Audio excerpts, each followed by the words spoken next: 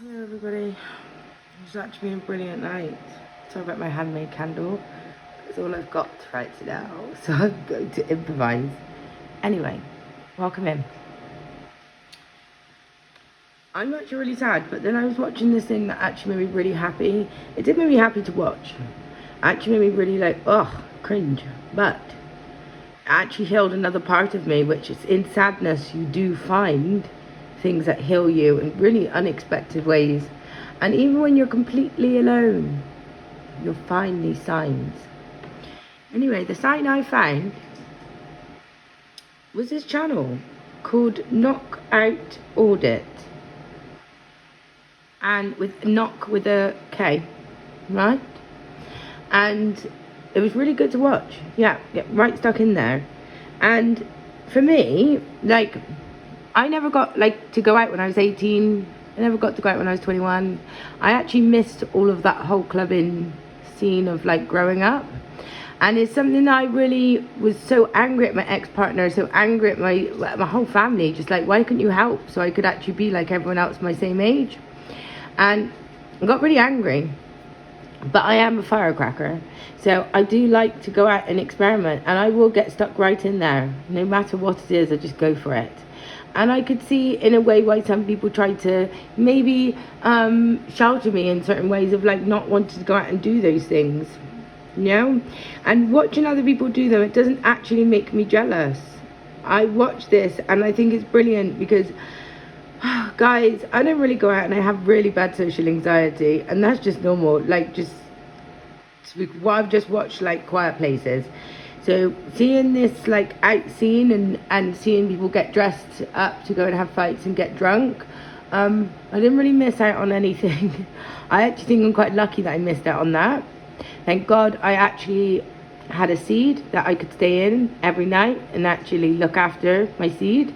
And I'm really happy that I never experienced that, because I felt like when I was 21, before I was 21, I was always helping other people with their seeds, and I should have been concentrating on growing up and actually living my life being young. But I felt that those people were going to be with me forever. So when they said to me, no, you can't go out, you have to help me, you have to look after my seed, I was like, that's fine, I'll help you, because I felt that those people would help me in the future, and I felt that they would always be there. When I found out that they didn't want to help, and they didn't want to be there, they just wanted to use me so they could have freedom, that hurt me, because I lost a lot of my childhood and a lot of youth of just being young. And the job choice I chose before, with elderly people, there wasn't very young people there. So I was kind of angry at people for that.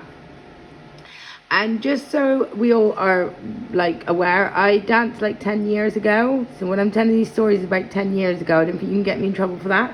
And it's probably changed by now. But when I used to dance, I just remember just feeling free, I was young. But I didn't have to go home with anybody. Nobody could touch me. You know, it was great. Alcohol was there. I was an alcoholic, so it was brilliant. Drinks just there, music's there, I'm dancing, I'm having a great time being young. And I was crucified for doing that. And when I see people that are younger doing that now, I think leave them alone and let them have their fun. Let them enjoy themselves. They're young. Enjoy that. If you want to do that, go for that.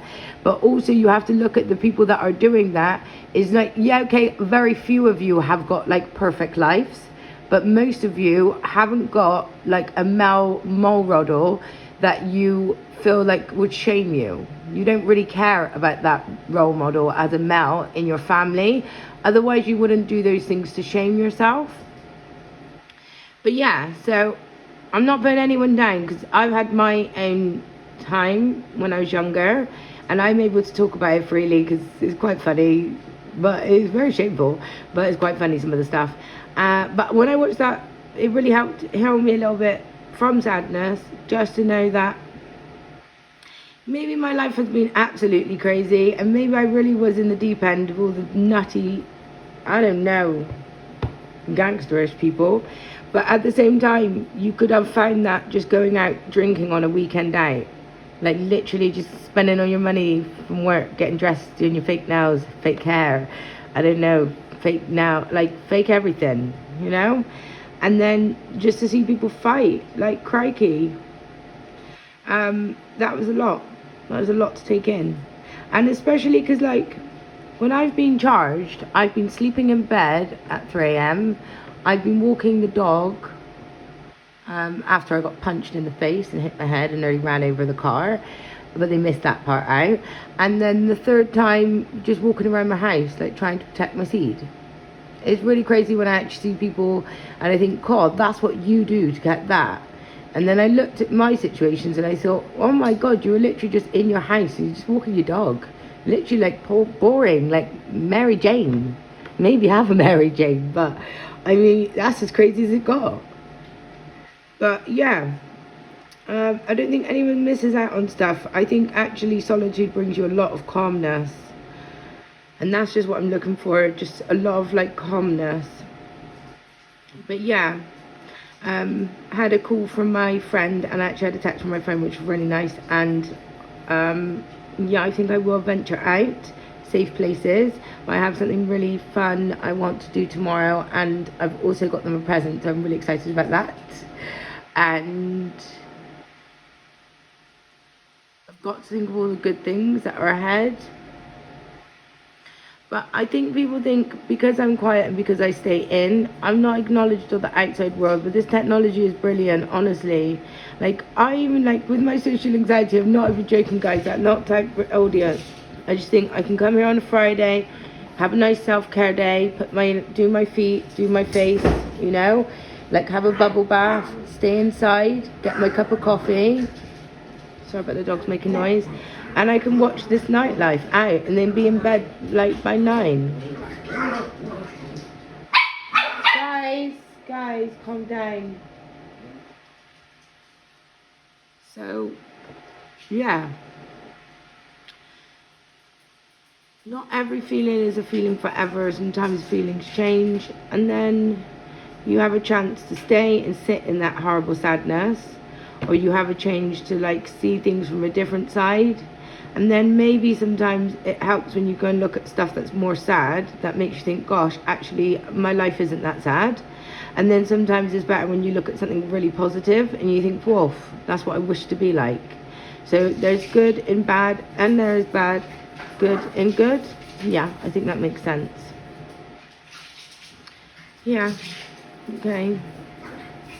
And for all of you that hurt me, I am coming for you. Maybe not today, maybe not tomorrow. Whew, gosh. Maybe not next week. But there will be a day.